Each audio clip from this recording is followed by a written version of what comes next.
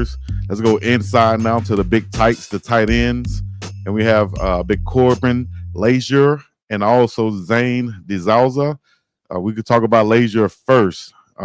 Big fella out of the state of Tennessee, 6'5", 225 pounds. I think he's a nice route runner and a nice fluent pass catcher also. Tell me what you think about him, Adam.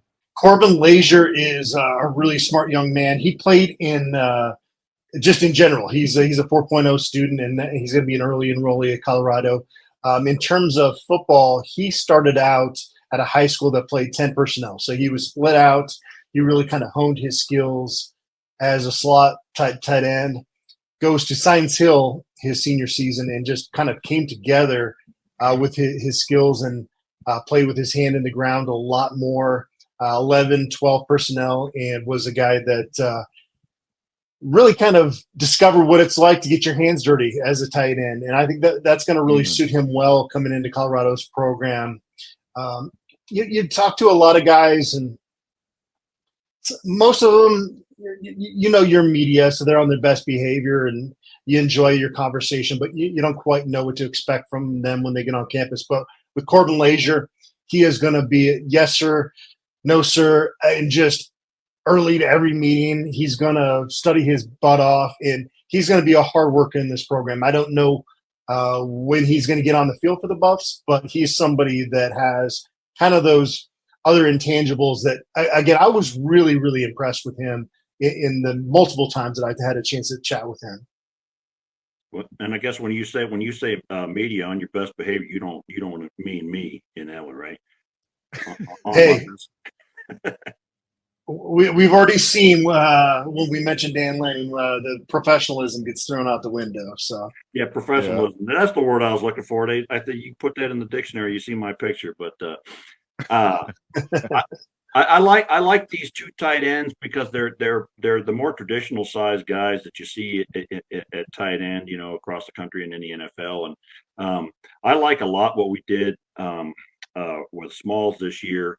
And he kind of, you know, he wasn't a big prolific pass catcher, but every single game he would seem like he would get us a first down here or there, and he became a good outlet for Shedeur that they would not cover him because they're covering all those wide receivers. And I think when you come into this program and it's so loaded with wide receiver as a tight end, the use of a tight end is to allow you to run the ball and pass the ball without giving away what you're doing. So, like, you know, we go with 10 personnel, we take the tight end out.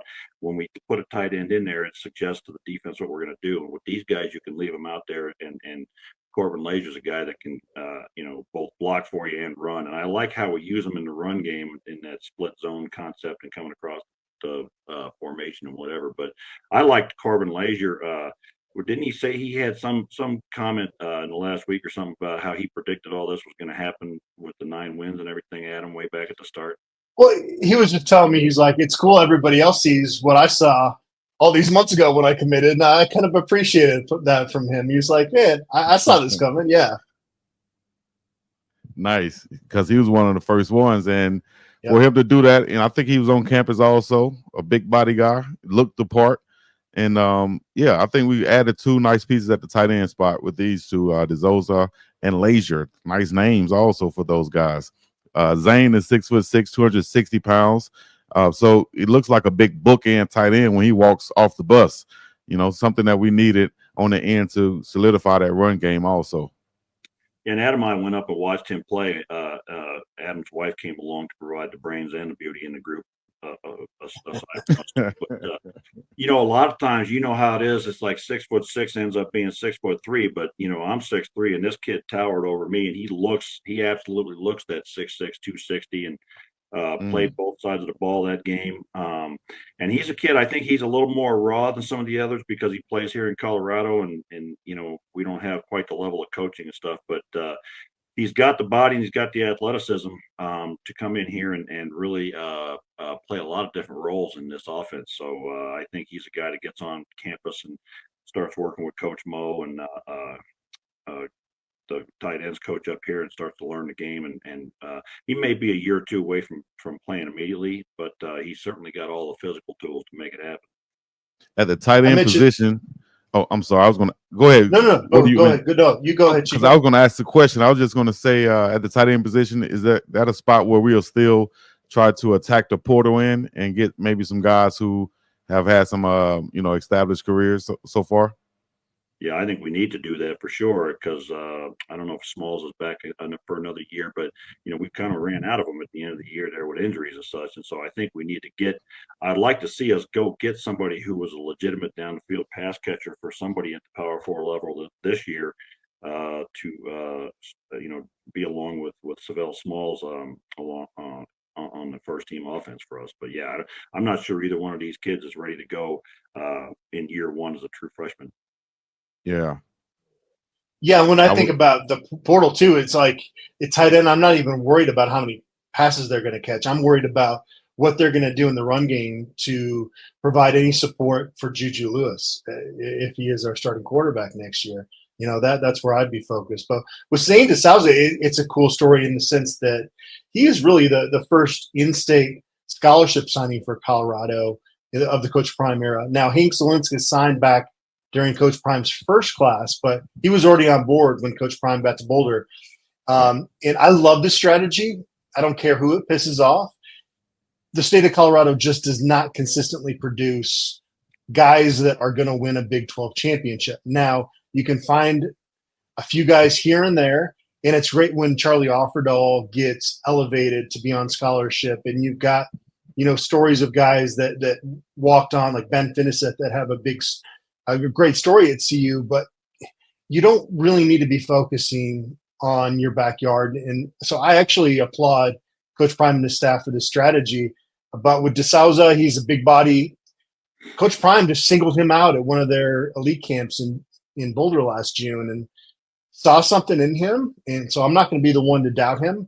I think it's going to take a little time for DeSouza to kind of develop and get used to the physicality that you're not going to face at Loveland High School. But he's another guy that it's really nice to chat with him. You can tell that it means a lot to him. And he flat out admits that he had to reevaluate everything when he went to that CU camp and CU offered, because he was thinking, maybe I'm a UNC guy, maybe I'm this. Now all of a sudden, okay, I've got to work a little bit harder, and that's going to be a process for him. But when we went out to that game in pregame warmups, you knew where Zane DeSouza was. You didn't need his number to know where he was on the field. That's a big boy. My coach used to say to the big fellas, "Hey man, you guys get off the bus first and look mean." I coached offensive and defensive line throughout my career, and I had a lot of the Power 4 level guys, and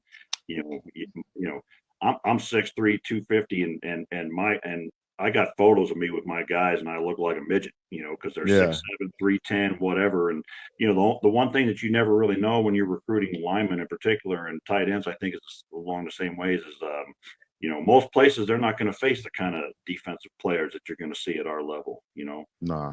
And in Colorado, there's none of them. There's never any defensive linemen or big linebackers that can run here in Colorado. So, how are they going to react when they get hit in the mouth by a Nakai Hill Green? You don't know the answer to that, Right. That's true. I remember though being at in Indianapolis at the combine. I looked up right here. It was a guy 6'8". It was a guy 6'7". I said, damn. Maybe I should go over there with the linebackers. Like, oh, those are my size. I didn't came over here with two giants. Goodness gracious. But yeah, they will.